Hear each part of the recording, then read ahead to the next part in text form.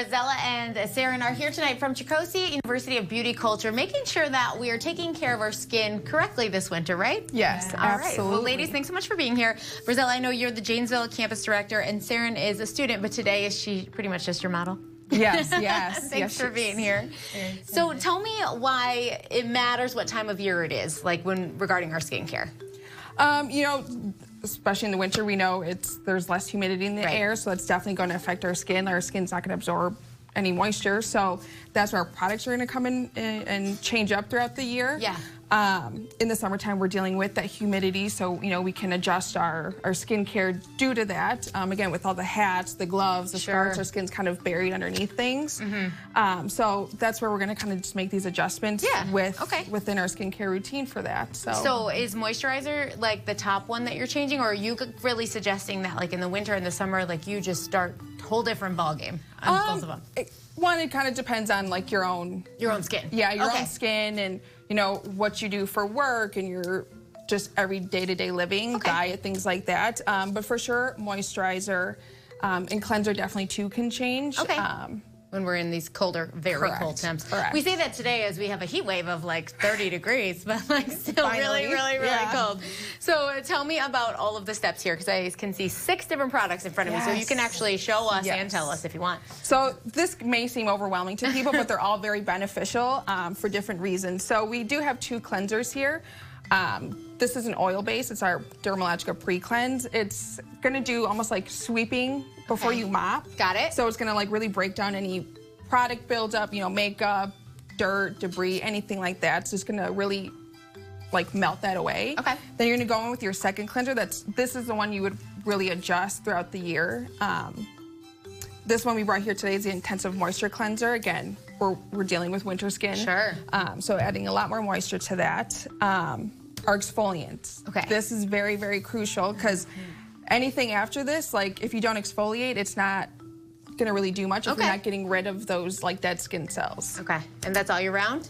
All year round. You want to exfoliate only about twice a week. Some people don't do it at all, and some people do too much of it, which can also hurt your skin. So just about once, twice a week for yourself. It's a must.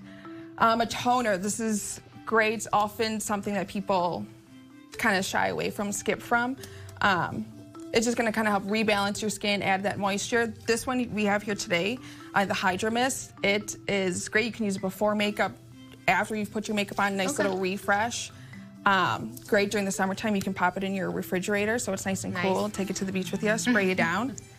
SPF, very, very important all year round. Lots of people shy away from this during the winter because they're like, it's not sunny out, I don't need SPF, but in actuality, we do. Those UVA, UVB rays are still popping through, and it's gonna help prevent that hyperpigmentation, those fine lines, wrinkles, things like that. So something everyone should be using all year round. And then of course your moisturizer, end it with your moisturizer and SPF.